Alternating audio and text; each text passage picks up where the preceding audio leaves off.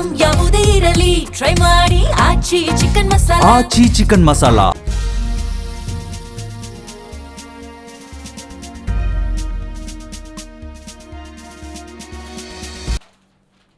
ವಿಶೇಷ ಕಾರ್ಯಕ್ರಮಕ್ಕೆ ಸ್ವಾಗತ. ನಾನು ಸಿಂಚನಾ. ಇವತ್ತು ನಮ್ಮ RCB ವರ್ಸಸ್ LSG ಮ್ಯಾಚ್ ನಮ್ಮ ಬೆಂಗಳೂರಲ್ಲೇ ನಡೀತಾ ಇದೆ. ಒಂದ್ ಕಡೆ ಬಲಿಷ್ಠ RCB, ಮತ್ತೊಂದು ಕಡೆ ಸಾಧಾರಣ ಪ್ರದರ್ಶನ ನೀಡ್ತಾ ಇರುವಂತಹ LSG. ಇವರಿಬ್ಬರ ಮುಖಾಮುಖಿ ಇವತ್ತು ನಮ್ಮ RCBಗೆ ಮೊಹಮ್ಮದ್ ಶಮಿ ಸವಾಲಾಗ್ತಾರ. ಜೊತೆಗೆ ಇವತ್ತು ಕೊಹ್ಲಿ ಆಡ್ತಾರಾ ಇಲ್ವಾ, ಎಲ್ಲದರ ಬಗ್ಗೆ ಮಾತಾಡೋಣ. ಇದೇ ಹೊತ್ತಿನ ವಿಶೇಷ IPL ಕಿಕ್.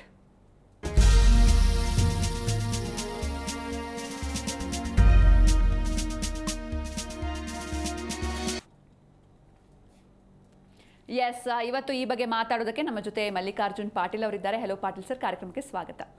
ಎಸ್, ಮೊದಲನೇದಾಗಿ ಇವತ್ತು 3ನೇ ಬಾರಿಗೆ ನಮ್ಮ RCB ತಂಡ ಹೋಮ್ ಗ್ರೌಂಡ್ ನಲ್ಲಿ ಗೆಲ್ಲುತ್ತಾ ಹೇಗೆ? ಖಂಡಿತ ಈ ಸರಿ ಒಂದು RCB ಟೀಮ್ನ ನೋಡಿದರೆ ಒಂಥರ ಜೋಶ್ ಇದೆ, ತುಂಬ ಸ್ಟ್ರಾಂಗ್ ಆಗಿ ಕಾಣಿಸ್ತಾ ಇದ್ದೀವಿ. ಅದಕ್ಕೆ ಸಾಕ್ಷಿ ಏನು ಅಂತಂದರೆ 4 ಪಂದ್ಯಗಳಲ್ಲೂ ನಾವು 200+ ರನ್ ಮಾಡಿರೋದು. ಒಂದು RCB ಹೆಂಗೆ ಬಲಾಢ್ಯವಾಗಿದೆ ಅಂತಂದರೆ, ಓಪನಿಂಗಲ್ಲಿ ನೀವು ಫೇಲ್ ಆದರೂ ಕೂಡ ಮಧ್ಯಮ ಕ್ರಮಾಂಕ ಕೈ ಹಿಡಿತಾ ಇದೆ. ಮಧ್ಯಮ ಕ್ರಮಾಂಕನೂ ಫೇಲಪ್ಪ, ಫಸ್ಟು ಬ್ಯಾಟಿಂಗು ಮಧ್ಯಮ ಕ್ರಮಾಂಕನೂ ಕೈ ಹಿಡಿದ್ರೂ ಕೂಡ 200 ದಾಟಿಸ್ತಾ ಇದ್ದೀವಿ. ಅಷ್ಟರ ಮಟ್ಟಿಗೆ ನಮ್ಮ ತಂಡ ಸ್ಟ್ರಾಂಗ್ ಆಗಿರೋದ್ರಿಂದ, ಅದ್ರ ಜೊತೆಗೆ ಬಾಲಿಂಗ್ನಲ್ಲೂ ಕೂಡ ಆ ಒಂದು ಸ್ಥಿರ ಪ್ರದರ್ಶನ ಇರೋದ್ರಿಂದ ಖಂಡಿತವಾಗ್ಲೂ ನಾವು ಆ ಗೆಲುವಿನ ಒಂದು ರುಚಿಯನ್ನು ಇವತ್ತು ಕೂಡ ನಮ್ಮ ಚಿನ್ನಸ್ವಾಮಿ ಸ್ಟೇಡಿಯಂನಲ್ಲಿ ನೋಡ್ಬೋದು ಅಂತ ಅನ್ಕೋತೀನಿ. ಮತ್ತೇನು ಅಂತಂದರೆ, RCBಗೆ ಲಾಸ್ಟ್ ಸೀಸನ್ನು ಚಿನ್ನಸ್ವಾಮಿ ಸ್ಟೇಡಿಯಂ ಒಂಥರ ಇರಿಸು ಮುರಿಸು ತಂದು ಕೊಟ್ಟಿತ್ತು. ಆರಂಭದಲ್ಲಿ ಎಲ್ಲ ಸೋತ್ಬಿಟ್ಟಿದ್ವಿ, 3-4 ಪಂದ್ಯಗಳನ್ನು ಕಂಟಿನ್ಯೂಸ್ ಆಗಿ ಚಿನ್ನಸ್ವಾಮಿ ಸ್ಟೇಡಿಯಂನಲ್ಲಿ ನಾವು ಸೋತಿದ್ವಿ. ಬಟ್ ಈ ಸರಿ ಆರಂಭದ 2 ಪಂದ್ಯಗಳನ್ನು ಗೆದ್ದಿದ್ದೀವಿ. ಅದ್ರ ಜೊತೆಗೆ ಹೊರಗಡೆ ಹೋಗಿ ಒಂದು ಗೆದ್ದಿದ್ದೀವಿ, ಒಂದು ಸೋತಿದ್ದೀವಿ. ನಮಗೆ RR ಒಂದು ಸ್ವಲ್ಪ ಟಕ್ಕರ್ ಕೊಡ್ತು. ವೈಭವ್ ಸೂರ್ಯವಂಶಿ ಅವರ ಒಂದು ಅದ್ಭುತವಾದಂಥ ಬ್ಯಾಟಿಂಗ್ನಿಂದ ನಾವು ಸೋತಿದ್ದೀವಿ. ಬಟ್ ಅದಾದ ನಂತರ ಕಮ್ಬ್ಯಾಕ್ ಇದೆಯಲ್ಲ, ಖಂಡಿತವಾಗ್ಲೂ ಒಂದು ಆತ್ಮವಿಶ್ವಾಸ ನಮಗೆ ಮೂಡಿಸಿದೆ. ಬಟ್ ಒಂದೇನು ಅಂತಂದರೆ, RCBಯ ಬಾಲಿಂಗ್ ವಿಭಾಗ ಎಲ್ಲೋ ಒಂದು ಸ್ವಲ್ಪ ಎಡುತ್ತಾ ಇದೆಯಾ ಅಂತ ಹೇಳಿ. ಯಾಕೆಂದರೆ 200+ ರನ್ ಹೊಡೆದ್ರೂ ಕೂಡ ಎದುರಾಳಿ ತಂಡ ಕೂಡ ಅಷ್ಟೇ ಒಂದು ನಿಯರ್ ಬಂದು ಸೋಲ್ತಾ ಇದೆ. ಅದೇ ಕಾರಣಕ್ಕಾಗಿ ಒಂದು ಸ್ವಲ್ಪ ಬಾಲಿಂಗ್ನಲ್ಲಿ ಏನಾದರೂ ಬದಲಾವಣೆ ಮಾಡ್ಕೋಬೇಕಾ ಅನ್ನೋದನ್ನು ನೋಡ್ಕೋಬೇಕು. ಬಟ್ ಬ್ಯಾಟಿಂಗ್ದು ಏನು ಪ್ರಾಬ್ಲಮ್ ಇಲ್ಲ. ಅದ್ರ ಜೊತೆಗೆ ಲಕ್ನೋ ಏನು ಅಂತ ಬಂದರೆ, ಖಂಡಿತವಾಗ್ಲೂ ಈ ಕಡೆ ಹೊಗಳ್ಬೇಕಾ ಈ ಕಡೆ ತೆಗಳ್ಬೇಕಾ ಗೊತ್ತಿಲ್ಲ. ಒಂದು ಅವ್ರ ಓನರ್, ಫಸ್ಟ್ ಆಫ್ ಆಲ್ ಅವ್ರ ಓನರ್ ಸರಿ ಇಲ್ಲ. ಏನಾರು ಈಗ ಒಂದು ಬಾಡಿಗೆ ಮನೇಲಿ ಇದ್ದಾಗ ಕಿರಿಕಿರಿ ಜಾಸ್ತಿ ಆಗಿಬಿಟ್ರೆ ಹೆಂಗೆ ಅದು ಇರಿಟೇಷನ್ ಆಗುತ್ತಲ್ಲ, ಹಾಗೆ ಆ ಆಟಗಾರರಿಗೆ ಅದೊಂದು ಇರಿಟೇಷನ್ ಆಗಿದೆ. ಗೆದ್ದರೆ ಸೋತ್ರೆ ಏನಂತಾರಪ್ಪ, ಗೆದ್ದರೆ ತುಂಬ ಚೆನ್ನಾಗಿ ಪ್ರಶಂಸನೆ ಕೂಡ ಮಾಡ್ತಾರೆ, ಅದಕ್ಕೆ ನಾವು ಹೊಗಳೋಣ. ಬಟ್ ಸೋತಾಗಲೂ ಕೂಡ ಅದೇ ಇದರಲ್ಲಿ ತೊಗೋಬೇಕು, ಅದೇ ಮನೋಭಾವದಿಂದ ತೊಗೋಬೇಕು. ಬಟ್ ಅವರು ತೊಗೊಳ್ಳೋದೇ ಇಲ್ಲ. ಬಟ್ ಅದು ಎಲ್ಲೋ ನಾಯಕ ಪಂತ್ಗೆ ಒಂದು ಸ್ವಲ್ಪ ಇರಿಸ್ ಮುರಿಸ್ ತರ್ತಾ ಇದೆ ಅಂತ ಅನ್ಸುತ್ತೆ. ಅವ್ರ ಹತ್ರನೂ ಸ್ಟಾರ್ ಪ್ಲೇಯರ್ಸೇ ಇದ್ದಾರೆ, ಬಟ್ ಆ ಸ್ಟಾರ್ ಪ್ಲೇಯರ್ಸ್ ಮಿಂಚ್ತಾ ಇಲ್ಲ. ಅದು ಇಲ್ಲಿ ಪ್ರಾಬ್ಲಮ್ ಆಗಿರೋದ್ರು. ನನಗನ್ಸಿದ ಮಟ್ಟಿಗೆ ಇವತ್ತೊಂದು ಒಳ್ಳೆ ಕಾಂಪಿಟೇಷನ್ ನಡೆಯುತ್ತೆ ಚಿನ್ನಸ್ವಾಮಿ ಸ್ಟೇಡಿಯಂನಲ್ಲಿ. ಯಾರ್ಯಾರು ಹೋಗಿ ಮ್ಯಾಚ್ ನೋಡ್ತಾ ಇದ್ದೀರಲ್ಲ, ಅವ್ರಿಗೆ ಬಿಗ್ ಸ್ಕೋರ್ ಮ್ಯಾಚ್ ಕಂಡೇ ಕಾಣುತ್ತೆ. 200+ ರನ್ ಬರುತ್ತೆ ಇವತ್ತು, ಎಂಜಾಯ್ ಮಾಡ್ತಾರೆ ಎಲ್ಲರೂ. ಎಸ್, ಈಗ ಇನ್ನೊಂದು ಕಡೆ ಸರ್, ಈಗ ಕೊಹ್ಲಿ ಅವ್ರನ್ನ ನೋಡಬೇಕು ಅಂತಾನೆ ಸಾಕಷ್ಟು ಜನ ಸ್ಟೇಡಿಯಂಗೆ ಬರ್ತಾರೆ. ಆದರೆ ಇವತ್ತು ಅವ್ರು ಆಡೋದು ಡೌಟು ಅಂತ ಹೇಳ್ತಾ ಇದ್ದಾರೆ. ಏನಾದ್ರು ಟೀಮಿಂದ ಅಪ್ಡೇಟ್ ಸಿಕ್ಕಿದೆಯಾ ಹೇಗೆ? ಖಂಡಿತ ನೋಡಿ, ನಾವು ವಿರಾಟ್ ಕೊಹ್ಲಿ ಈ ಒಂದು RCB ಫ್ರಾಂಚೈಸಿ ಇಷ್ಟರ ಮಟ್ಟಿಗೆ ಹೆಸರು ಮಾಡೋದಕ್ಕೆ 99% ಅವರೇ ಕಾರಣ. 1% ತಗೊಳ್ಳೋಣ, ನಮ್ಮ ತಂಡ, ನಮ್ಮ ಬೆಂಗಳೂರು ತಂಡ, ನಮ್ಮ ಕರ್ನಾಟಕದ ತಂಡ, ಓಕೆ, ಅದು ಖಂಡಿತವಾಗ್ಲೂ ಇದ್ದೇ ಇರುತ್ತೆ ನಮಗೆ. ಬಟ್ ವಿರಾಟ್ ಕೊಹ್ಲಿ ಅಂತ ಆಟಗಾರ ಇದ್ದಾಗಲೇ ಈ ಒಂದು ಫ್ರಾಂಚೈಸಿ ಇಷ್ಟರ ಮಟ್ಟಿಗೆ ಈ ಲೆವೆಲ್ಗೆ ಬೆಳೆಯೋದಕ್ಕೆ ಸಾಧ್ಯ. ಇವತ್ತು ಆಡ್ತಾರಾ ಇಲ್ವಾ? ಯಾಕಂದರೆ ಈ ಒಂದು ಡೌಟ್ ಯಾಕೆ ಬಂತು ಅಂದರೆ, ಲಾಸ್ಟ್ ಟೈಮ್ ಕೆಲವೊಂದು ನೋಡಿ ಇಂಜುರಿ ಆದರು ಅಂತ ಕೆಲವೊಬ್ರು ಹೇಳ್ತಾರೆ, ಜ್ವರ ಬಂದಿತ್ತು ಅಂತ ಹೇಳ್ತಾರೆ, ಮೊಣಕೈ ನೋವು ಅಂತ ಕೆಲವೊಬ್ರು ಹೇಳ್ತಾರೆ, ಅಥವಾ ಸಾಕ್ಬಿಡು ಹೆಂಗಿದ್ರು ಗೆಲ್ತಾ ಇದ್ದಾರೆ ರೆಸ್ಟ್ ತಗೊಳ್ಳೋಣ ಅಂತ ಕೆಲವೊಬ್ರು ಹೇಳ್ತಾರೆ. ಇಂಥದ್ದೆಲ್ಲೂ ಏನೂ ಇಲ್ಲ. But as a captain Rajat ಪಟ್ಟಿದಾರೆ ಅವರು ಒಂದು ಮಾಹಿತಿಯನ್ನು ಕೊಟ್ಟಿದ್ದಾರೆ, ಇಲ್ಲ ವಿರಾಟ್ ಕೊಹ್ಲಿ ಫಿಟ್ ಇದ್ದಾರೆ, ಖಂಡಿತವಾಗ್ಲೂ ಅವರು ಆಡ್ತಾ ಇದ್ದಾರೆ ಅಂತ ಹೇಳಿ. ಇವತ್ತಿನ ಪಂದ್ಯಕ್ಕೆ ಮತ್ತೆ ಬೆಳಗಿನ ಪ್ರಾಕ್ಟೀಸ್ನಲ್ಲೂ ಕೂಡ ಕಾಣಿಸ್ಕೊಂಡಿರೋದ್ರಿಂದ ಇವತ್ತು 100% ವಿರಾಟ್ ಕೊಹ್ಲಿ ಓಪನರ್ ಆಗಿನೇ ಕಾಣಿಸ್ಕೊಳ್ತಾರೆ. ಅಕಸ್ಮಾತ್ ಆಗಿ ಆ ಜ್ವರ ಏನಾದರೂ ಹೆಚ್ಚಿಗೆ ಆಯಿತು, ಏನಾದರೂ ಪ್ರಾಬ್ಲಮ್ ಆಯಿತು ಅಂತಂದರೆ ಖಂಡಿತವಾಗ್ಲೂ ನಮಗೆ ಬ್ಯಾಕಪ್ ಪಡಿಕಲ್ ಇದ್ದೇ ಇದ್ದಾರೆ. ಓಪನಿಂಗ್ ಸ್ಲಾಟ್ನಲ್ಲಿ ಅವ್ರನ್ನ ನಾವು ಕರ್ಕೊಂಡು ಬಂದೇ ಬರ್ತೀವಿ. ಇಲ್ಲಪ್ಪ ಪಡಿಕಲ್ಲು ಬೇಕಾಗಿಲ್ಲ ಅಂತಂದರೆ ಜಕೋಬ್ ಬೆತಲ್ನ ತೊಗೊಂಡು ಬೆತಲ್ಲು ಮತ್ತು ಸಾಲ್ಟ್ ಓಪನ್ ಮಾಡಲಿ, ಆಮೇಲೆ ಬೇಕಾದ್ರೆ ನಮಗೆ ಶೆಫರ್ಡ್ನ ಕೂರ್ಸೋದಕ್ಕೆ ಬರುತ್ತೆ. ಈ ಥರ ಒಂದು ಪ್ಲ್ಯಾನ್ನ ಮಾಡ್ಕೊಂಡು ಹೋಗ್ಬೋದು. ಬಟ್ ಈಗಿನ ಮಾಹಿತಿ ನೀಡಿರೋ ಪ್ರಕಾರ, ಅಂದರೆ RCB ಫ್ರಾಂಚೈಸಿ ಆಗಿರ್ಬೋದು, ನಾಯಕನ ಖುದ್ದು ಮಾಹಿತಿ ನೀಡಿರೋ ಪ್ರಕಾರ Virat Kohli full fit and fine ಇದ್ದಾರೆ, ಅದೇ ಒಂದು ಜೋಶಲ್ಲಿದ್ದಾರೆ. ಮತ್ತು ಈ ಸರಿ ವಿರಾಟ್ ಕೊಹ್ಲಿ ಆಡ್ತಾ ಇರುವಂಥ ರೀತಿ ನೋಡಿ ನೀವು, ಮೊದಲೆಲ್ಲ ಸ್ಟ್ರೈಕ್ ರೇಟ್ ಕಡಿಮೆ ಆಯಿತು ಹಾಗೆ ಹೀಗೆ ಅಂತ ಹೇಳಿ ಇದನ್ನು ಮಾಡ್ತಾ ಇದ್ರು. ಬಟ್ ಈ ಸರಿ ಕೌಂಟರ್ ಅಟ್ಯಾಕ್ ಮಾಡ್ತಾ ಇದ್ದಾರೆ. ಮತ್ತು ಇನ್ನೊಂದು ಕಡೆ ಏನಾದರೂ ಫಿಲ್ ಸಾಲ್ಟ್ ನೋಡಿ, ಲಾಸ್ಟ್ ಮ್ಯಾಚಲ್ಲಿ ಫಿಲ್ ಸಾಲ್ಟ್ ತುಂಬ ಹೊಡಿಬಡಿ ಆಟ ಆಡುವಾಗ ಸ್ಟ್ರೈಕ್ ರೊಟೇಟ್ ಮಾಡೋದಕ್ಕೆ ಪ್ರಯತ್ನ ಪಟ್ಟರು. ಅಂದರೆ ವಿರಾಟ್ ಕೊಹ್ಲಿ ಆ ತಂಡಕ್ಕೆ ಏನು ಕೊಡಬೇಕು, ಆ ತಂಡಕ್ಕೆ ನನ್ನ ಒಂದು ಕೊಡುಗೆ ಏನು ಆ ಮೂಮೆಂಟ್ಗೆ ಅನ್ನೋದನ್ನ ತುಂಬ ಚೆನ್ನಾಗಿ ಅರ್ಥಕೊಂಡಿದ್ದಾರೆ. ಇದನ್ನೇ ಲಾಸ್ಟ್ ಸೀಸನ್ ಮಾಡಿ ಗೆಲ್ಲಿಸ್ಕೊಂಡು ಬಂದಿದ್ರು. ಈ ಸರಿನೂ ಕೂಡ ಅದನ್ನೇ ಮಾಡ್ತಾ ಇದ್ದಾರೆ ನೋಡಿ. ಅಂದರೆ ತನ್ನ ಜೊತೆಗೆ ಬಂದಂಥ ಆಟಗಾರ, ಸಹ ಆಟಗಾರ ಏನಾದರೂ ಬ್ಯಾಟಿಂಗ್ನಲ್ಲಿ ವೈಫಲ್ಯ ಆಗ್ತಾ ಇದ್ದಾರೆ ಅಥವಾ ರನ್ ಅವ್ರ ಕಡೆಯಿಂದ ಬರ್ತಾ ಇಲ್ಲ ಅಂದರೆ ಹೊಡಿಬಿಡಿ ಆಟ ಆಡ್ತಾ ಇದ್ದಾರೆ. ಇಲ್ಲ ಅವ್ರು ತುಂಬ ಚೆನ್ನಾಗಿ ಹೊಡಿತಾ ಇದ್ದಾರೆ, ನನ್ನ ಕೆಲಸ ಏನು ಅಂತಂದರೆ ಸ್ಟ್ರೈಕ್ ರೊಟೇಟ್ ಮಾಡೋದು, ಇದನ್ನ ಅವ್ರು ಮಾಡಿಕೊಡ್ತಾ ಇದ್ದಾರೆ. ಇದೇ ಕಾರಣಕ್ಕಾಗಿ RCB ಈ ಒಂದು ಪೊಸಿಷನ್ನಲ್ಲಿದೆ ನೋಡಿ. RCBನ ಯಾಕೆ ಇಷ್ಟು ಬಲಾಢ್ಯ ನೋಡಿ, ಒಂದು 3-4 ವರ್ಷಗಳ ಹಿಂದೆ ಎಲ್ಲ ತೊಗೊಂಡ್ಬಿಟ್ರೆ RCB ಮೇಲೆ ಆಡೋದು ಅಂತಂದ್ರೆ ಫ್ರೀ 2 ಪಾಯಿಂಟ್ ಸಿಗೋದು ಅಂತ. ಫ್ರೀ ಈಗ ಹೆಂಗೆ KKR ಮೇಲೆ CSK ಮೇಲೆ ನಾವು ಹೆಂಗೆ ಫ್ರೀ 2 ಪಾಯಿಂಟ್ ಅಂತ ಹೇಳ್ತೀವೋ ಹಂಗೆ RCB ಮೇಲೆ ಅಂತ ಅನ್ಕೊಂಡಿದ್ರು. ಬಟ್ ಈಗ RCB ಈ ರೀತಿಯಾದಂಥ ಬಲಾಢ್ಯತೆಯನ್ನು ಮೆರಿತಾ ಇದೆ ಅಂತಂದ್ರೆ ಅದಕ್ಕೆ ವಿರಾಟ್ ಕೊಹ್ಲಿ ಅವರ ಕೊಡುಗೆ, ಅವರ ಒಂದು 18 ವರ್ಷಗಳ ಜರ್ನಿಯಲ್ಲಿ ಅವ್ರು ಕಲ್ತಿದ್ದನ್ನ ಈ 2 ವರ್ಷದಲ್ಲಿ ಅಳವಡಿಸ್ಕೊಂಡಿದ್ದಾರೆ. ಅದರ ಜೊತೆಗೆ ನಮಗೆ ದಿನೇಶ್ ಕಾರ್ತಿಕ್ ಅವರ ಒಂದು ಕೊಡುಗೆ ತುಂಬಾ ಇದೆ. ಒಂದು ಲೆಕ್ಕಾಚಾರದಲ್ಲಿ ಕೊಹ್ಲಿ ಇಲ್ಲ ಅಂತಂದ್ರೆ ಒಂದು ಸ್ವಲ್ಪ ಡಲ್ ಹೊಡಿಯೋದಂತ ಗ್ಯಾರಂಟಿ, ನೋ ಡೌಟ್. ಈಗ ಫೀಲ್ಡ್ನಲ್ಲಿ ಕೊಹ್ಲಿ ಇದ್ರೇನೆ ಅದೊಂಥರ ಮಜಾ. ಆ ಒಂದು ಕೊಹ್ಲಿ ಇವತ್ತು ಆಡಬೇಕು, ಅದರಲ್ಲೂ ಕೂಡ ತವರಿನಂಗಳದಲ್ಲಿ ಅದು ಆಡೋದು ಇನ್ನೂ ದೊಡ್ಡ ಮಜಾ ಕೊಡುತ್ತೆ. 90% ಜನ ಕೊಹ್ಲಿ ನೋಡಬೇಕು ಅಂತಾನೆ ಬರೋದು. ಆ ಒಂದು ಆಟವನ್ನ ಅವರು ಪ್ರದರ್ಶನ ಮಾಡಿದ ಜೊತೆಗೆ ಫೀಲ್ಡಿಂಗ್ನಲ್ಲಿ ಅವ್ರು ಇರಲಿ, ಫಿಟ್ ಆಗಿರಲಿ. ಅಕಸ್ಮಾತಾಗಿ ಫಿಟ್ ಇರಲಿಲ್ಲ ಅಂದ್ರೆ ಬ್ಯಾಟಿಂಗ್ ಆಡಿ ಮೊನ್ನೆ ಹೆಂಗೆ ಕುತ್ಕೊಂಡಿದ್ರಲ್ಲ ಹಂಗೆ ಕುತ್ಕೊಳ್ಳಿ ಅಂತ ಬಯಸ್ಬೇಕಷ್ಟೇ. ಸರ್, ಈಗ ಇನ್ನೊಂದು ಕಡೆ LSG ಟೀಮ್ ಅಂತ ಬಂದ್ರೆ ಒಂದು ಏನು ಅಷ್ಟೊಂದೇನು ಚೆನ್ನಾಗಿ ಪರ್ಫಾರ್ಮ್ ಮಾಡ್ತಾ ಇಲ್ಲ. ಹಾಗೆ ಆಡಿರುವಂತಹ 4 ಮ್ಯಾಚಲ್ಲಿ 2 ಮ್ಯಾಚ್ ಸೋತಿದ್ದಾರೆ, 2 ಮ್ಯಾಚ್ ಗೆದ್ದಿದ್ದಾರೆ. ಹಾಗೆ ರಿಷಬ್ ಪಂತ್ ಅಂತ ಬಂದ್ರೆ ಈಗ ಲಾಸ್ಟ್ ಎಲ್ಲ ನಾವು ನೋಡಿದ್ರೆ ಒಳ್ಳೆ ಸ್ಕೋರ್ ಮಾಡ್ತಾ ಇದ್ರು RCB ವಿರುದ್ಧ, ಬಟ್ ಈಗ ಕಂಪ್ಲೀಟ್ ಆಗಿ ಫ್ಲಾಪ್ ಆಗ್ತಿದ್ದಾರೆ. ಸೊ ಹೇಗಿದೆ ಸರ್ LSG ಟೀಮ್, ಹೇಗಿದೆ? ಆ 2 ಮ್ಯಾಚ್ ಗೆದ್ದಿದಾರಲ್ಲ, ಅವು 2 ಕೂಡ ವಂಡರ್ ಆಗಿನೇ ಗೆದ್ದಿರೋದು ಅವರು ನೋಡಿ. ಒಂದು ಚಮತ್ಕಾರ ಅಂತೀವಲ್ಲ ಹಂಗೆ. ಮೊದಲ ಪಂದ್ಯದಲ್ಲಿ ರಿಷಬ್ ಪಂತ್ ತುಂಬಾ ಚೆನ್ನಾಗಿ ಆಡಿದ್ರು ಅನ್ನುವಂಥ ಕಾರಣಕ್ಕಾಗಿ ಆ ಮ್ಯಾಚ್ ಗೆದ್ರು. ಅಂದ್ರೆ ಸಾಂಘಿಕ ಪ್ರದರ್ಶನ ಇಲ್ಲ, ಇವನು ಆಡಿಕೊಟ್ಟ ಇದನ್ನ ನಾನು ಮುಗಿಸ್ಬೇಕು, ನಾನು ಫಿನಿಶಿಂಗ್ ಮಾಡಬೇಕು ಅನ್ನೋಂಥದ್ದು ಇದಿಲ್ಲ. ನಮ್ಮ RCB ಅದು ಕಾಣಿಸುತ್ತೆ ನಿಮಗೆ, ಬಟ್ ಇಲ್ಲಿ ಅದು ಕಾಣಿಸಲ್ಲ. ಒಂದು ಮ್ಯಾಚಲ್ಲಿ ರಿಷಬ್ ಪಂತ್ ತುಂಬಾ ಚೆನ್ನಾಗಿ ಆಡಿದ್ರು, 50+ ರನ್ ಹೊಡೆದ್ರು, ಆ ಮ್ಯಾಚ್ನ ಗೆದ್ರು. ಇನ್ನೊಂದು ಮ್ಯಾಚಲ್ಲಿ ಸೋತೆ ಬಿಟ್ರು ಅನ್ನೋದಕ್ಕೆ ಸಾಕ್ಷಿ ಆಗ್ತಿತ್ತು. ಅಲ್ಲಿ ಮುಕುಲ್ ತುಂಬಾ ಚೆನ್ನಾಗಿ ಆಡಿದ್ರು, ಅದ್ಭುತವಾದಂಥ ಇನ್ನಿಂಗ್ಸು, ಒಂದೇ ದಿನದಲ್ಲಿ ಸ್ಟಾರ್ ಆಗಿಬಿಟ್ರು. ಬಟ್ ಓವರ್ ಆಲ್ ಈ ಟೀಮ್ನ ನೋಡಿದ್ರೆ ಅಷ್ಟರ ಮಟ್ಟಿಗೆ ಏನು ಇಂಪ್ರೆಸಿವ್ ಆಗಿ ಕಾಣಿಸ್ತಾ ಇಲ್ಲ ನೋಡಿ. ಮಕ್ರಮು ಮತ್ತೆ ಮಾರ್ಷ್ ಆ ಒಂದು ಹಳೆ ಚಾರ್ಮ್, ಅವ್ರಿಬ್ರು ಎಂತ ಆಟಗಾರರು ಅಂದ್ರೆ 6 ಓವರಲ್ಲೇ 100 ಹೊಡೆಯುವಂಥ ಆಟಗಾರರು. ಬಟ್ ಅಂತ ಚಾರ್ಮ್ ಕೂಡಿ ಬರ್ತಾ ಇಲ್ಲ. ಅದು ವರ್ಲ್ಡ್ ಕಪ್ ಅಲ್ಲಿ ಫೇಲ್ಯೂರ್ ಇಂದನೋ ಅಥವಾ ತಂಡದ ಒಂದು ಡ್ರೆಸ್ಸಿಂಗ್ ರೂಮ್ನಲ್ಲಿ ಆ ಒಂದು ವಾತಾವರಣ ಚೆನ್ನಾಗಿಲ್ಲ ಅನ್ನೋ ಕಾರಣಕ್ಕೂ ನನಗೆ ಗೊತ್ತಿಲ್ಲ. ಬಟ್ ಅಷ್ಟರ ಮಟ್ಟಿಗೆ ಇಲ್ಲ. ಆಮೇಲೆ ರಿಷಬ್ ಪಂತು ನಾನು ಓಪನಿಂಗ್ ಮಾಡಲಾ, ಸೆಕೆಂಡ್ ಬರಲಾ, ಫಿನಿಷರ್ ಆಗಲಾ, ಕ್ಯಾಪ್ಟನ್ ಆಗಲಾ, ಇದೆಲ್ಲ ಕನ್ಫ್ಯೂಷನ್ಸ್ ತುಂಬ ಓಡ್ತಾ ಇರೋದ್ರಿಂದ ತಂಡವನ್ನು ಗೆಲ್ಲಿಸೋ ಹಂತಕ್ಕೇನು ಹೋಗ್ತಾ ಇಲ್ಲ ನೋಡಿ. ಆ ತಂಡದ ಕ್ಯಾಪ್ಟನ್ ಆಗಿ ಆ ತಂಡವನ್ನು ನಿಭಾಯಿಸೋದು ಒಂದು ಕಡೆಗಾದ್ರೆ, ಇನ್ನೊಂದು ಕಡೆಗೆ ಇದು ಓನರ್ ಕಡೆಯಿಂದ ತಡ್ಕೋಬೇಕು, ಇನ್ನೊಂದು ಕಡೆಗೆ ಬೌಲರ್ಗಳು ಪರ್ಫಾರ್ಮೆನ್ಸ್ ಮಾಡ್ತಾ ಇಲ್ಲ, ಅದನ್ನ ತಲೆ ಕೆಡಿಸ್ಬೇಕಾ ಗೊತ್ತಿಲ್ಲ. But as a captain Rishabh Pant ಫೇಲಾ ಪಾಸ ಅಂತಂದ್ರೆ ನನಗನ್ಸಿದ ಮಟ್ಟಿಗೆ 100% ಫೇಲ್ ನೋಡಿ.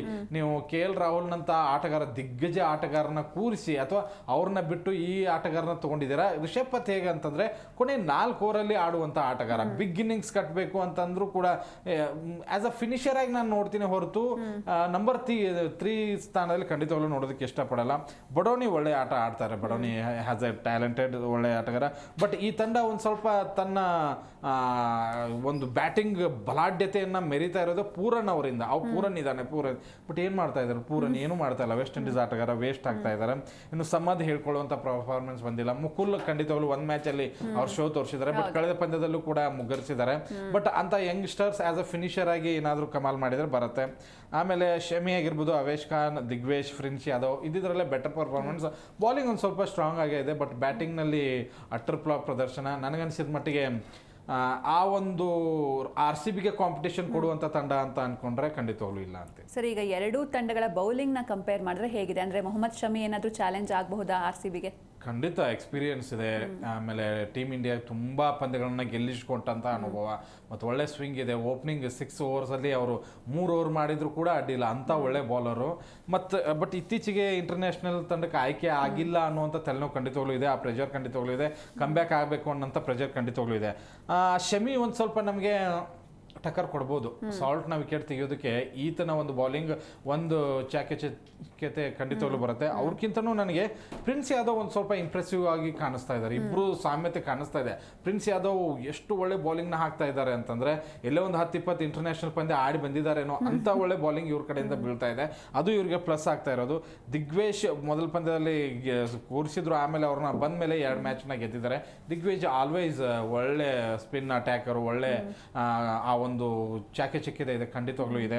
ಬಟ್ ಇವ್ರು 3 ಜನರನ್ನ ಬಿಟ್ಟೆ ಬೇರೆ ಯಾರು ನನಗೆ ಕಾಣಿಸ್ತಾ ಇಲ್ಲ ನೋಡಿ. ಪ್ರಿನ್ಸ್ ಯಾದವ್, ದಿಗ್ವೇಶ್, ಶಮಿ, ಬೇರೆ ಯಾರ ಕಡೆಯಿಂದನೂ ಜಾಸ್ತಿ ವಿಕೆಟ್ಸ್ಗಳು ಬೀಳ್ತಾ ಇಲ್ಲ, ರನ್ಗಳು ಕಂಟ್ರೋಲ್ ಆಗದೆ ಇರೋ ಕಾರಣಕ್ಕಾಗಿ ಅಲ್ಲಿ LSGಗೆ ಒಂದು ಸ್ವಲ್ಪ ಪ್ರಾಬ್ಲಮ್ ಆಗ್ತಾ ಇದೆ. ಬಟ್ ಶಮಿ ಅವರ 4 ಓವರ್ ಏನಿದೆಯಲ್ಲ ಒಂಥರ ಬೋನಸ್ ಇದ್ದಂಗೆ. ಒಂದು ಅವ್ರಿಗೆ ವಿಕೆಟ್ಸ್ಗಳು ಹೋಗ್ಬೋದು, ಬಟ್ ರನ್ ಕಂಟ್ರೋಲ್ ಅಂತೂ ಮಾಡೇ ಮಾಡ್ತಾರೆ. ಆ 4 ಓವರ್ಗಳನ್ನು ನೋಡ್ಕೊಂಡು ಆಡಿದ್ರೆ RCB ಇನ್ನೂ ಬಿಗ್ ಸ್ಕೋರ್ ಖಂಡಿತವಾಗ್ಲೂ ಮಾಡುತ್ತೆ. ಸರ್, ಈಗ ಎರಡೂ ತಂಡಗಳ ಬ್ಯಾಟಿಂಗ್ ನೋಡ್ತಾ ಹೋಗೋದಾದ್ರೆ ಅದ್ರ ಕಂಪ್ಯಾರಿಸನ್ ಇದ್ರ ಜೊತೆಗೆ RCB ತಂಡದ ಪ್ಲೇಯಿಂಗ್ 11 ಯಾವ ರೀತಿ ಇರುತ್ತೆ ಇವತ್ತು? ಖಂಡಿತ ಏನು ಚೇಂಜಸ್ ಏನು ಮಾಡ್ಕೊಳ್ಳೋದಕ್ಕೆ ಹೋಗಲ್ಲ. ಯಾಕಂದ್ರೆ ಗೆಲುವಿನ ಟ್ರ್ಯಾಕ್ನಲ್ಲಿರುವಂತಹ ಯಾವುದೇ ತಂಡ ಹೆಚ್ಚಿನ ಚೇಂಜಸ್ಗಳಿಗೆ ಹೋಗೋದಿಲ್ಲ. ಒಂದೇ ಚೇಂಜಸ್ ನಾವು ಮಾಡಿದ್ದು ಅಂತಂದ್ರೆ ಬಾಲಿಂಗ್ ವಿಭಾಗದಲ್ಲಿ ಮಾಡಿದ್ವಿ. ಈಗ ನಮಗೆ ರಶಿಕ್ದಾರ್ ಬಂದಿದ್ದಾರೆ, ಬಟ್ ರಶಿಕ್ದಾರ್ ಕಳೆದ ಪಂದ್ಯದಲ್ಲಿ ಇಂಪ್ರೆಸಿವ್ ಬಾಲಿಂಗೇ ಮಾಡಿದ್ರು. ಬಟ್ ಇಂಜುರಿಗಳು ಜಾಸ್ತಿ ಆಯಿತು, ಪದೇ ಪದೇ ಕಾಲು ಹಿಡ್ಕೊಂಡೇ ಕುತ್ಕೋತಾ ಇದ್ರು. ಬಟ್ ಅವ್ರ ಬದಲಾಗಿ ಮಂಗೇಶ್ ಯಾದವ್ರನ್ನ ಕರ್ಕೊಂಡ್ಬರ್ತಾರ ಅನ್ನೋದನ್ನ ನೋಡ್ಬೋದು. ಇದನ್ನ ಬಿಟ್ಟರೆ ಯಾವುದೇ 11ರ ಬಳಗವನ್ನು ಚೇಂಜಸ್ ಮಾಡುವಂಥ ಸಾಧ್ಯತೆ 100% ಇಲ್ಲ.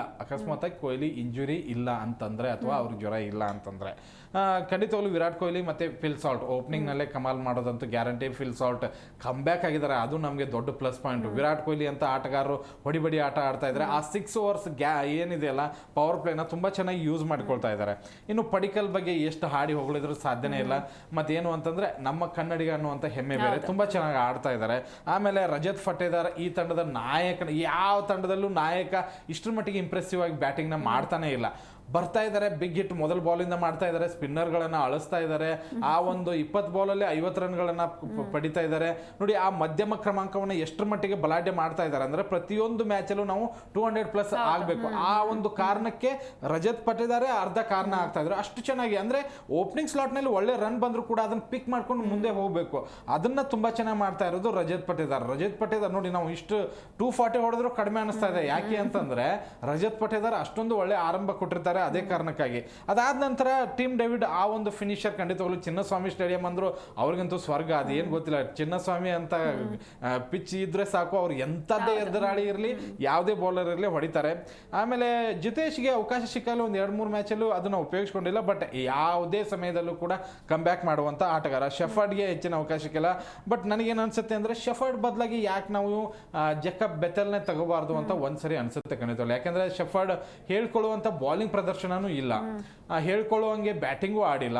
ಈ ಸೀಸನಲ್ಲಿ ಯಾಕೋ ಒಂದು ಸ್ವಲ್ಪ ಮಂಕ್ ಆಗಿದ್ದಾರೆ. ಅವರು CSK ಜೊತೆ ತುಂಬ ಚೆನ್ನಾಗಿ ಆಡಿದ್ರು ಲಾಸ್ಟ್ ಸೀಸನಲ್ಲಿ. ಅದು ಒಂದೇ ಕಾರಣಕ್ಕಾಗಿ ನಾವು ಪದೇ ಪದೇ ಅವರಿಗೆ ಅವಕಾಶವನ್ನು ಕೊಡ್ತಾ ಇದ್ದೀವಿ. ಅದನ್ನ ಬಿಟ್ಟು ನಾವು ಅಕಸ್ಮಾತಾಗಿ ಇವ್ರ ಬದಲಾಗಿ ಜೇಕಬ್ ಬೆಥೆಲ್ನ ಆಡಿಸಿದ್ರೆ ಇನ್ನೂ ಕೂಡ ತುಂಬ ಸ್ಟ್ರಾಂಗ್ ಆಗಿ ನಮ್ಮ ಬ್ಯಾಟಿಂಗ್ ಪಡೆ ಕಾಣಿಸುತ್ತೆ. ಯಾಕಂದ್ರೆ ಬಾಲಿಂಗ್ನಲ್ಲೂ ಅಷ್ಟೇನು ಕೊಡ್ತಾ ಇಲ್ಲ, ಬರೀ 1 ಓವರ್ 2 ಓವರ್ ಕೊಡ್ತಾ ಇದೀವಿ. ಅದ್ರ ಬದಲಾಗಿ ಬೇರೆ ಬೌಲರ್ಗಳು ಇದ್ದಾರೆ ನಮ್ಮ ಹತ್ರ, ಅವ್ರಿಗೆ ಆಡಿಸಿ ಸುಮ್ಮನೆ ಜೇಕಬ್ ಬೆಥೆಲ್ನ ಆಡಿಸೋದು ಬೆಟರ್ ಅಂತ ಅನ್ಕೋತೀನಿ. ಇನ್ನು ಬಾಲಿಂಗ್ನಲ್ಲಿ ಕೃಣಾಲ್ ಪಾಂಡ್ಯ ಅವರನ್ನ ಯಾರು ಮೀರ್ಸೋದಕ್ಕೆ ಸಾಧ್ಯ? ಫಾಸ್ಟ್ ಬೌಲರ ಸ್ಪಿನ್ನರ್ ಗೊತ್ತಾಗಲ್ಲ. ಬೌನ್ಸಿ ಎಸೆತಗಳಂತೂ ಎಲ್ಲರಿಗೂ ಎಲ್ಲರೂ ಏನು ಮಾಡ್ತಾ ಇದ್ರು ಅಂದರೆ ಹೆಲ್ಮೆಟ್ ಹಾಕೊಳ್ಳದೆ ಬರ್ತಾ ಇದ್ರು ಸ್ಪಿನ್ನರ್ ಅಂದ ತಕ್ಷಣ. ಬಟ್ ಇಲ್ಲಿ ಇವರಿಗೆ ಹೆಲ್ಮೆಟ್ ಹಾಕೊಂಡು ಬರ್ತಾ ಇದ್ದಾರೆ. ಇನ್ನು ಭುವನೇಶ್, ಹೆಜಲ್ವುಡ್, ಸುಯೇಶ್, ರಶಿಕ್ದಾರ್ ಖಂಡಿತವಾಗ್ಲೂ ಆ ಒಂದು ಬಾಲಿಂಗ್ ಪಡೆಯನ್ನು ಖಂಡಿತವಾಗ್ಲೂ ಚೆನ್ನಾಗಿ ನಿಭಾಯಿಸ್ತಾ ಇದ್ದಾರೆ. ಸರ್, ಈಗ ಇವತ್ತಿನ ಮ್ಯಾಚ್ ಪಾಯಿಂಟ್ಸ್ ಟೇಬಲ್ ಮೇಲೆ ಯಾವ ರೀತಿ ಎಫೆಕ್ಟ್ ಮಾಡುತ್ತೆ ಅಂತ? ಈಗ RCB ತುಂಬ ಇಂಪಾರ್ಟೆಂಟ್ ಇದು. ಯಾಕಂದರೆ ನಾವು ಫಸ್ಟ್ ಪ್ಲೇಸಲ್ಲಿ ಹೋಗಬೇಕು ಅಂತಂದರೆ ಈ ಮ್ಯಾಚ್ನ ಗೆಲ್ಲೇಬೇಕು. ನಮ್ಗೆ ಎಷ್ಟು ಅಂಕ ಇದೆ? 6 ಅಂಕ ಇದೆ. ಮತ್ತು ಪ್ಲಸ್ 1.148 ರನ್ ರೇಟ್ನಲ್ಲಿ ನಾವು ಇದ್ದೀವಿ ಇವಾಗ. ಫಸ್ಟ್ ಸ್ಥಾನದಲ್ಲಿರುವಂಥ ರಾಜಸ್ಥಾನ್ 0.889 ಪ್ಲಸ್ಸಲ್ಲೇ ಇದೆ ಅದು ಕೂಡ. ಬಟ್ ಇವತ್ತೇನಾದರೂ ನಾವು ಮ್ಯಾಚ್ ಗೆದ್ರೆ ನಂಬರ್ 1 ಸ್ಥಾನದಲ್ಲಿ ಇರ್ತೀವಿ ನೋಡಿ. ನಂಬರ್ 1 ಸ್ಥಾನದಲ್ಲಿ ಇರುವಂಥ ಆ ಒಂದು ಗತ್ತೆ ಬೇರೆ ಇರುತ್ತೆ, ಆ ಆತ್ಮವಿಶ್ವಾಸ ಬೇರೆ ಇರುತ್ತೆ. ಎದುರಾಳಿಗಳು ಒಂದು ಸ್ವಲ್ಪ ಅದನ್ನ ಸ್ಥಾನ ನೋಡಿನೇ ನಂಬರ್ 1 ತಂಡಪ್ಪ ಒಂದು ಸ್ವಲ್ಪ ನೋಡ್ಕೊಂಡು ಆಡೋಣ, ಇಲ್ಲೇ ಒಂದು ಸ್ವಲ್ಪ ಕಳ್ಕೊತಾರೆ. ಅದೇ ಕಾರಣಕ್ಕಾಗಿ ಇವತ್ತು ಗೆಲ್ಲೇಬೇಕಾದಂತಹ ಒಂದು ಒತ್ತಡನೂ ಇದೆ ಖಂಡಿತವಾಗ್ಲೂ. ಯಾಕಂದರೆ RCBಗೆ ಮುಂದಿನ ಹಂತ ಈಸಿ ಮಾಡ್ಕೋಬೇಕು ಅಂತಂದರೆ, ಅಂದರೆ ಮುಂದಿನ ಸೂಪರ್ 8ಗೆ ಹೋಗಬೇಕು ಅಥವಾ ಲೀಗ್ ಹಂತವನ್ನು ಮುಟ್ಟಬೇಕು ಅಂತಂದರೆ ಇದನ್ನು ನಾವು ದೊಡ್ಡ ಹಂತದಲ್ಲಿ ಗೆಲ್ಲಬೇಕು. ಮತ್ತು ಒಳ್ಳೆಯ ರನ್ ರೇಟ್ ಇರೋದ್ರಿಂದ ಇದನ್ನು ಪ್ಲಸ್ ಮಾಡ್ಕೊಂಡೇ ಹೋಗಬೇಕು. ನೋಡಿ, ರಾಜಸ್ಥಾನ್ ಕೂಡ ಒಳ್ಳೆ ರನ್ ರೇಟ್ನಲ್ಲೇ ಇತ್ತು 2 ದಿವಸ. ಬಟ್ ಒಂದೇ ಒಂದು ಮ್ಯಾಚ್ ಸೋತಿದ್ದಕ್ಕೆ 2 ಪಾಯಿಂಟ್ನ ಕಳ್ಕೊಂಡಿದ್ದಾರೆ. +2 ಅಲ್ಲಿ ಇದ್ದಿದ್ದು ಈಗ +0 ಬಂದಿದೆ. ಅದೇ ಕಾರಣಕ್ಕಾಗಿ ಇವತ್ತಿನ ಪಂದ್ಯ ನಮಗೆ ತುಂಬಾ ಇಂಪಾರ್ಟೆಂಟ್ ಆಗುತ್ತೆ. ಬಟ್ ಲಕ್ನೋ ಅಷ್ಟ್ರ ಮಟ್ಟಿಗೆ ಜಿದ್ದು ಕೊಡ್ತಾರ ನಮಗೆ ಅಂತ ನೋಡಿದ್ರೆ ಖಂಡಿತವಾಗ್ಲೂ ಇಲ್ಲ ರೀ. ಯಾಕೆಂದ್ರೆ ಅವ್ರ ಬ್ಯಾಟಿಂಗು ನಮ್ಮ ಬ್ಯಾಟಿಂಗು ಕಂಪ್ಯಾರಿಸನ್ ಮಾಡಿ ನೀವು ಮಕ್ರಮ್ ಮಾರ್ಷ್ ಇಲ್ಲಿದ್ದಾರೆ, ಇಲ್ಲಿ ವಿರಾಟ್ ಸಾಲ್ಟ್, ಯಾರು ಜೋಡಿ ಬೆಸ್ಟ್ ಅಂತಂದ್ರೆ ಖಂಡಿತವಾಗ್ಲೂ ಕಣ್ಣು ಮುಚ್ಕೊಂಡು ಹೇಳ್ತಾರೆ ಸಾಲ್ಟ್ ಮತ್ತೆ ವಿರಾಟ್. ಅಲ್ಲಿ ಓಪನಿಂಗ್ ಸ್ಲಾಟ್ ನಲ್ಲಿ ರನ್ ಬರ್ತಾ ಇದೆ. ಇನ್ನು ಮಧ್ಯಮ ಕ್ರಮಾಂಕದಲ್ಲಿ ರಿಷಬ್ ಇದ್ದಾರೆ, ಬಡೋನಿ ಇದ್ದಾರೆ, ಪೂರನ್ ಇದ್ದಾರೆ. ಬಟ್ ಇಲ್ಲಿ ನೋಡಿ ರಜತ್, ಟೀಮ್ ಡೇವಿಡ್, ಜಿತೇಶ್ ತುಂಬಾ ಅಜಗಜಾಂತರ ವ್ಯತ್ಯಾಸ ಕಾಣಿಸ್ತಾ ಇರೋದ್ರಿಂದ ಇಲ್ಲಿ ಬ್ಯಾಟಿಂಗ್ ಬಲ ನೋಡಿದ್ರೆ ಖಂಡಿತವಾಗ್ಲೂ ನಮಗೆ RCB ತುಂಬಾ ಸ್ಟ್ರಾಂಗ್ ಆಗಿ ಕಾಣಿಸ್ತಾ ಇದೆ. ಆಸ್ ಅ ಫಿನಿಷರ್ ಆಗಿ ಪೂರನ್ ಅಲ್ಲಿ ತುಂಬಾ ಸ್ಟ್ರಾಂಗ್ ಬ್ಯಾಟರು, ವೆಸ್ಟ್ ಇಂಡೀಸು ಅನೇಕ ಮ್ಯಾಚ್ ಗಳನ್ನ ಗೆಲ್ಲಿಸಿಕೊಟ್ಟಿದ್ದಾರೆ. ಬಟ್ ಈ ಒಂದು ಸೀಸನ್ ನಲ್ಲಿ ಮಿಂಚ್ತಾ ಇಲ್ಲ. ಇಲ್ಲಿ ಬಂದ್ರೆ ನಮಗೆ ಟೀಮ್ ಡೇವಿಡ್ ಅಂತ ದೈತ್ಯಾಕಾರದ ಆಟಗಾರ ಕಾಣಿಸ್ತಾ ಇದ್ದಾರೆ. ಅದರ ಜೊತೆಗೆ ಶೆಫರ್ಡ್ ಅಂತ ಆಟಗಾರ ಇರೋದ್ರಿಂದ ನಮಗೆ ಭಯ ಇಲ್ಲ. ಫಿನಿಷರ್ ತುಂಬಾ ಚೆನ್ನಾಗಿ ನಮ್ಮ ಹತ್ರ ಇದ್ದಾರೆ. ಸೆಕೆಂಡ್ ಬ್ಯಾಟಿಂಗ್ ಬಿತ್ತಂತಂದ್ರೆ ಮೊದಲೇ ಗಂಟು ಮುಟ್ಟಿ ಕಟ್ಟೋದು ಬೆಸ್ಟ್ ಅಷ್ಟರ ಮಟ್ಟಿಗಿದೆ. ಒಂದು ಸ್ವಲ್ಪ ಇವರು ನಮಗೆ ಟಕ್ಕರ್ ಕೊಡ್ಬೋದಪ್ಪ ಅಂತ ಅನ್ಕೊಂಡ್ರೆ ಖಂಡಿತವಾಗ್ಲೂ ಬಾಲಿಂಗ್ನ ಬಿಟ್ಟರೆ ಬೇರೆ ಯಾವ ವಿಭಾಗದಲ್ಲೂ ಕೂಡ ಇವರು RCBಗೆ ಟಕ್ಕರ್ ಕೊಡೋದಕ್ಕೆ ಸಾಧ್ಯನೇ ಇಲ್ಲ. ಇನ್ನು ಸರ್, ಇವತ್ತು ನಮ್ಮ RCB ತಂಡದಲ್ಲಿ ಬ್ಯಾಟಿಂಗ್ ಆಗಿರ್ಬೋದು ಅಥವಾ ಬೌಲಿಂಗ್ ಆಗಿರ್ಬೋದು, ಯಾರಿಂದ ಒಂದು ಒಳ್ಳೆ ಭರ್ಜರಿ ಪರ್ಫಾರ್ಮೆನ್ಸ್ನ ಎಕ್ಸ್ಪೆಕ್ಟ್ ಮಾಡ್ಬೋದು?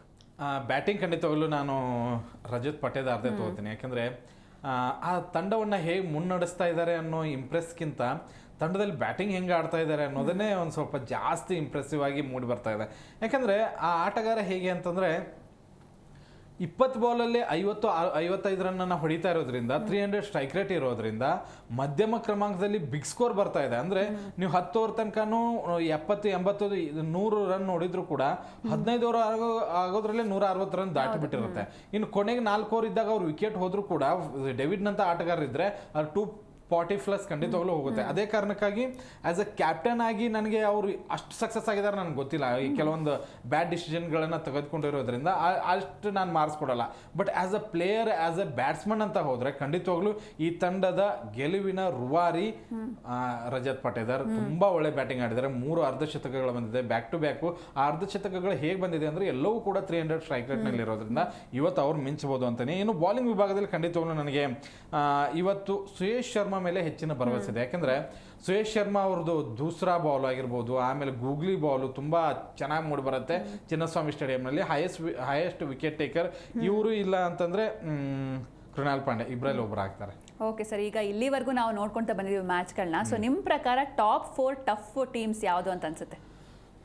ಖಂಡಿತ ಪಂಜಾಬ್ ಫಸ್ಟ್ ತಗೊಳ್ತೀನಿ. ಯಾಕೆಂದ್ರೆ ಹಸಿದ ಹುಲಿಗಳು. ಯಾಕಂದ್ರೆ ಲಾಸ್ಟ್ ಟೈಮ್ ಪಾಪ ಕೈ ಕೊಟ್ಟಿದ್ದಾರೆ, ಒಳ್ಳೆ ಆಟಗಾರರಿದ್ದಾರೆ. ಮತ್ತೆ ಒಂದು ಮ್ಯಾಚ್ ಇನ್ನೂ ಕೂಡ ಸೋತಿಲ್ಲ ಅವರು. 4ರಲ್ಲಿ 3 ಕೂಡ ಗೆದ್ದಿದ್ದಾರೆ, ಒಂದು ಮಳೆಯಿಂದ ರದ್ದಾಗಿದೆ.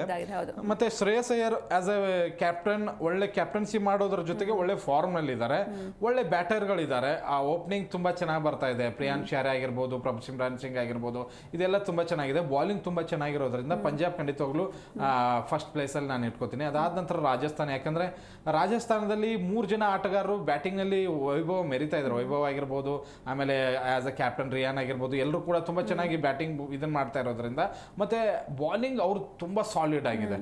ಆ ಕಾರಣಕ್ಕಾಗಿ ಯಾವ ತಂಡದ ಬಾಲಿಂಗ್ ತುಂಬ ಚೆನ್ನಾಗಿರುತ್ತೋ ಅದು ಟ್ರೋಫಿನ ಗೆಲ್ಲುವಂಥ ತಂಡ ಆಗಿರುತ್ತೆ. ಅದೇ ಕಾರಣಕ್ಕೆ ಅವರಿಬ್ಬರು. ಇನ್ನು RCB ಅಂತೂ ಖಂಡಿತವಾಗ್ಲೂ ಇದ್ದಾರೆ. RCB ಫಸ್ಟ್ ಪ್ಲೇಸಲ್ಲೇ ಇಡ್ತೀನಿ. ಯಾಕಂದರೆ ತುಂಬ ಸ್ಟ್ರಾಂಗ್ ಇದೆ, ಹಾಲಿ ಚಾಂಪಿಯನ್ಸು, ತಂಡ ಬ್ಯಾಲೆನ್ಸಿಂಗ್ ಆಗಿದೆ, ಬ್ಯಾಕಪ್ ಪ್ಲೇಯರ್ಸ್ಗಳು ಚೆನ್ನಾಗಿದ್ದಾರೆ, ಬ್ಯಾಟಿಂಗ್ ಅಷ್ಟೇ ಚೆನ್ನಾಗಿ. ಮತ್ತು ಎಲ್ಲ ತಂಡಗಳಲ್ಲಿ ಒಬ್ಬರು ಇಬ್ಬರು ಪ್ರತಿ ಸರಿ ಮಿಂಚ್ತಾ ಇದ್ರೆ, ಇಲ್ಲಿ ಒಬ್ಬೊಬ್ಬರು ಒಂದೊಂದು ಮ್ಯಾಚಲ್ಲಿ ಪ್ರತಿಯೊಬ್ಬರು ಕೂಡ ಕಾಂಟ್ರಿಬ್ಯೂಷನ್ ಕೊಡ್ತಾ ಇದ್ದಾರೆ. ಓಪನಿಂಗಲ್ಲೂ ಬರ್ತಾ ಇದೆ, ಮಧ್ಯಮ ಕ್ರಮಾಂಕದಲ್ಲೂ ಬರ್ತಾ ಇದೆ, ಫಿನಿಷರು ಬರ್ತಾ ಇದ್ದಾರೆ, ಬಾಲಿಂಗಲ್ಲೂ ಕೂಡ ಅವ್ರದ್ದೇ ಕಾಂಟ್ರಿಬ್ಯೂಷನ್ ಕೊಡ್ತಾ ಇರೋದ್ರಿಂದ ಈ 3 ತಂಡಗಳು ಇಲ್ಲಿ ಇರುತ್ತೆ. ಇನ್ನು ಖಂಡಿತವಾಗ್ಲೂ ನಾನು ಮುಂಬೈಗೆ ತಗೋತೀನಿ. ಮುಂಬೈ ನಾನು ಯಾವ ಮೂಮೆಂಟಲ್ಲೂ ಕೂಡ ವಾಪಸ್ ಪುಟ್ಟಿದೇಳುವಂತಹ ತಂಡ ಅದು. ಯಾಕಂದರೆ ಎಂಥ ಸಾಲಿಡ್ ಪ್ಲೇಯರ್ಸ್ ಇದ್ದಾರೆ ಅಂತಂದರೆ ನಡಗಬೇಕು ಹಂಗೆ. ಬಟ್ ಅಲ್ಲಿ ಏನು ಪ್ರಾಬ್ಲಮ್ ಇದೆ ಅಂತಂದರೆ ನಾನ್ ಕ್ಯಾಪ್ಟನ್ ಅನ್ನುವಂಥದ್ದು ಜಾಸ್ತಿ. ಯಾಕಂದರೆ ಇಷ್ಟು ವರ್ಷದಲ್ಲಿ ಕಪ್ ನಾನು ಗೆಲ್ಲಿಸ್ಕೊಟ್ಟೆ ಅನ್ನೋದು ರೋಹಿತ್ ಶರ್ಮಾ ಅವ್ರಿಗಿದೆ. ನಾನು ಇಂಡಿಯನ್ ಟೀಮ್ ಕ್ಯಾಪ್ಟನ್ ಅನ್ನೋದು ಇವ್ರಿಗೆ ಸೂರ್ಯಕುಮಾರ್ ಯಾದವ್ಗಿದೆ. ಆಮೇಲೆ ನನ್ನನ್ನು ಕ್ಯಾಪ್ಟನ್ ಮಾಡಿದರೆ ನನ್ನ ಮಾತು ಕೇಳಿ ಅನ್ನೋದು ಹಾರ್ದಿಕ್ ಪಾಂಡ್ಯಾಗಿದೆ. ಬೂಮ್ರಾ ನಾನು ಬೆಸ್ಟ್, ಈ ವರ್ಲ್ಡ್ ನಂಬರ್ 1 ಬಾಲರು ನಾನು ಕ್ಯಾಪ್ಟನ್ ಆಗಬೇಕಾಗಿತ್ತು ಅಂತ ಬೂಮ್ರಾಗಿದೆ. ಮತ್ತು ನ್ಯೂಜಿಲೆಂಡ್ ತಂಡದ ಕ್ಯಾಪ್ಟನ್ನು ಸ್ಯಾಂಟ್ನರ್ ಇದ್ದಾರೆ. ಈ ಕ್ಯಾಪ್ಟನ್ಗಳ ರಗಳೆಯಿಂದ ಆ ತಂಡ ಒಂದು ಸ್ವಲ್ಪ ಪ್ರಾಬ್ಲಮ್ ಇಲ್ಲಿದೆ. ಬಟ್ ಆಸ್ ಅ ಕಮ್ಬ್ಯಾಕ್ ಅವ್ರು ಪ್ರತಿ ಸರಿನೂ ಹಿಂಗೆ 3-4 ಮ್ಯಾಚ್ ಸೋಲ್ತಾರೆ. ಅದಾದ ನಂತರ ಅವ್ರ ಕಮ್ಬ್ಯಾಕ್ ಇರುತ್ತಲ್ಲ ತುಂಬ ಭಯಂಕರವಾಗಿರುತ್ತೆ. ಎಲ್ಲ ಮ್ಯಾಚ್ಗಳನ್ನ ಹೇಗೆ ಸೋಲಿಸ್ತಾರೆ ಅಂದರೆ ಒನ್ ಸೈಡ್ ಮ್ಯಾಚಸ್ ಮಾಡ್ತಾರೆ. ಆ ರೀತಿಯಾಗಿ ಆ ತಂಡ ಇರೋದ್ರಿಂದ ನನಗೆ ಯಾಕೋ ಮುಂಬೈ ಅಂತ ಅನಿಸುತ್ತೆ. ಲಾಸ್ಟಲ್ಲಿ ಇರೋದು ಪಕ್ಕ 100% CSK ಮತ್ತೆ KKR.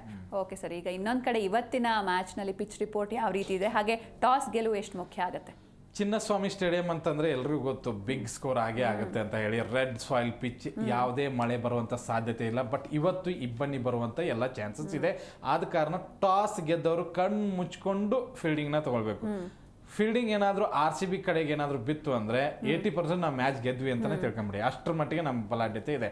ಬಟ್ ಫಸ್ಟ್ ಬ್ಯಾಟಿಂಗ್ ಬಿದ್ದರೆ ಏನಾಗುತ್ತೆ ಅಂತ ಅಂದರೆ ಖಂಡಿತವಾಗ್ಲೂ RCB ಬ್ಯಾಟಿಂಗ್ ಬಲ ನೋಡಿದರೆ 240 250 ಹೋಗ್ಬೋದು. ಅಷ್ಟು ಚೆನ್ನಾಗಿದೆ, ಫ್ಲಾಟ್ ಪಿಚ್ ಇದೆ, ಈ ಫುಲ್ ನೀರು ಹೊಡೆದಿದ್ದಾರೆ. ಅದೇ ಕಾರಣಕ್ಕಾಗಿ ಇನ್ನೊಂದು ಸ್ವಲ್ಪ ತುಂಬ ಚೆನ್ನಾಗಿ ಪಿಚ್ ನಂಬರ್ 3ಯಲ್ಲಿ ಆಡಿಸ್ತಾ ಇರೋದ್ರಿಂದ ಅದು ಪಿಚ್ ನಂಬರ್ 3 ಯಾವಾಗಿದ್ರೂ 200+ ರನ್ನ ಕೊಟ್ಟಿದೆ. ಬಟ್ ಇವತ್ತು ನನಗೆ RCB ಏನಾದರೂ ಫಸ್ಟ್ ಬ್ಯಾಟಿಂಗ್ ಬಿದ್ದರೆ 240 ಆಗುತ್ತೆ. ಆಮೇಲೆ ಏನು ಅಂತಂದ್ರೆ ಮಳೆ ಬರುವಂಥದ್ದು ಯಾವುದೇ ಸಾಧ್ಯತೆ ಇಲ್ಲ, ನಾನು ಅವಾಗಲೇ ಹೇಳ್ದಂಗೆ. ಬಟ್ RCB ಫಸ್ಟ್ ಬ್ಯಾಟಿಂಗ್ ಬಿದ್ದರೂ ಕೂಡ ಚಾನ್ಸಸ್ ಜಾಸ್ತಿ ಇದೆ.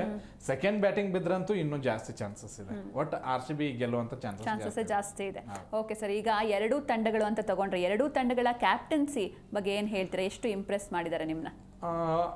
ಅನುಭವ ಇಬ್ಬರಿಗೂ ಇಲ್ಲ ಅಂತಾರಾಷ್ಟ್ರೀಯ ಮಟ್ಟದಲ್ಲಿ ಖಂಡಿತವಾಗ್ಲು. ಬಟ್ ಅಂತಾರಾಷ್ಟ್ರೀಯ ಕ್ರಿಕೆಟ್ನ ಆಡಿದಂಥ ಅನುಭವ ಖಂಡಿತವಾಗ್ಲು ರಿಷಬ್ ಪಂತ್ಗೆ ಜಾಸ್ತಿ ಇದೆ. ಬಟ್ ಈ ಟೂರ್ನಿಯಲ್ಲಿ ತುಂಬಾ ಇಂಪ್ರೆಸ್ ಮಾಡ್ತಾ ಇರೋದು ರಜತ್ ಪಟ್ಟಿದಾರ್. ಬ್ಯಾಲೆನ್ಸಿಂಗ್ ಅಂದ್ರೆ 50-50. ಆಸ್ ಅ ಕ್ಯಾಪ್ಟನ್ ಅಂತ ನಾನು ತಗೊಂಡ್ರೆ ಆಸ್ ಅ ಪಟ್ಟೇದಾರ್ ನನಗೆ ಫೇಲೇ ಅನಿಸಿರೋದು. ಯಾಕೆಂದ್ರೆ ನೀವು ತಂಡದ ಆಯ್ಕೆಯಲ್ಲಿ ಏನೋ ಎಡುತ್ತಾ ಇದ್ದೀರೇನೋ ಅಂತ ಅನ್ನಿಸ್ತಾ ಇದೆ.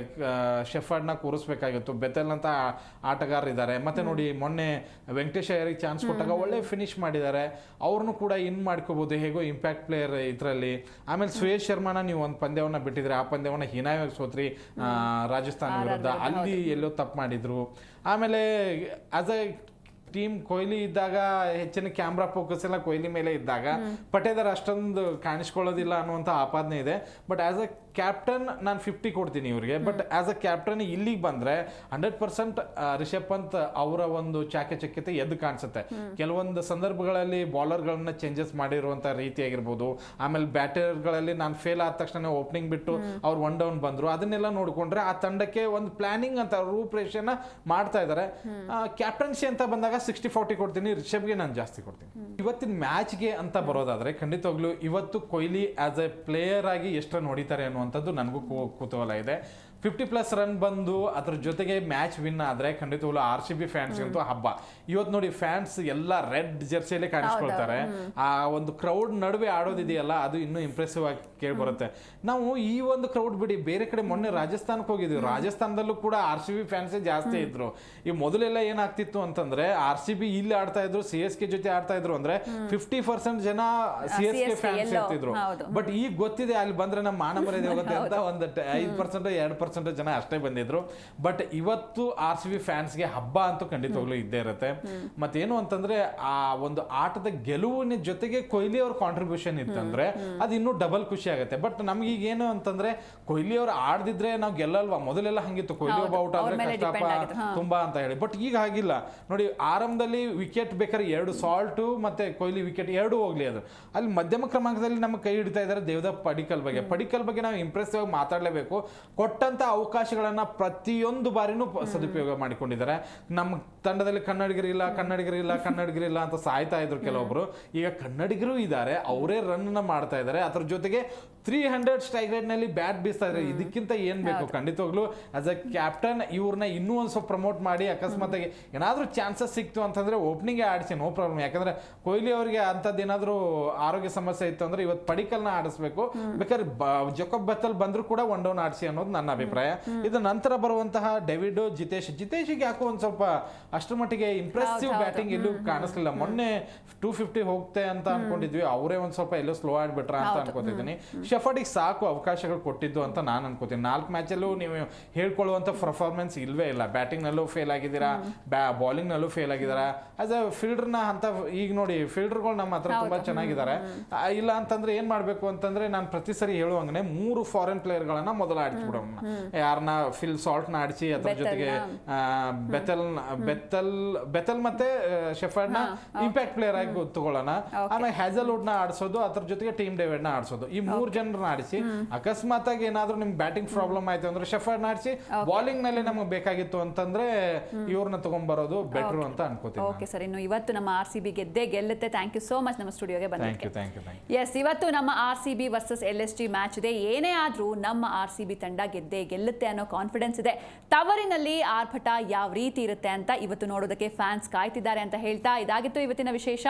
ನೋಡ್ತಾ ಇರಿ ಜೀ ಕನ್ನಡ ನ್ಯೂಸ್, ಸತ್ಯವೇ ಸುದ್ದಿಯ ಜೀವಾಳ.